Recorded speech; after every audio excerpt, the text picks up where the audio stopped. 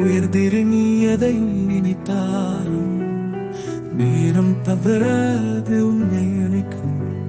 விழிகளில் ஒளி வீசும் கனவுகள், விடியலுக்காக போராடும் வீரர்கள்.